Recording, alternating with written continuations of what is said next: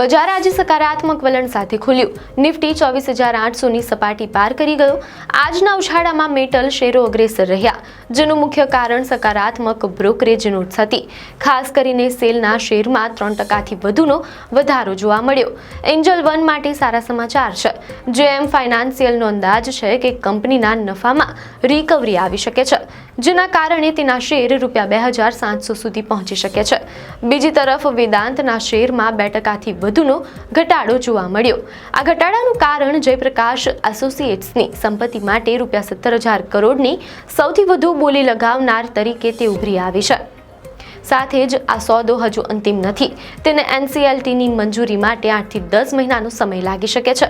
મંજૂરી મળ્યા પછી ₹4,000 કરોડની અગાઉથી ચૂકવણી બાકી રહેશે. પ્રાઇમ ફોકસમાં એક મોટી ટ્રેડિંગ એક્ટિવિટી જોવા મળી. બ્લોક ડીલ્સ દ્વારા 1.2 કરોડ શેરોનું હસ્તાંતરણ થયું છે. આપને માહિતી સારી લાગી હોય તો વિડીયોને લાઇક અને શેર કરજો.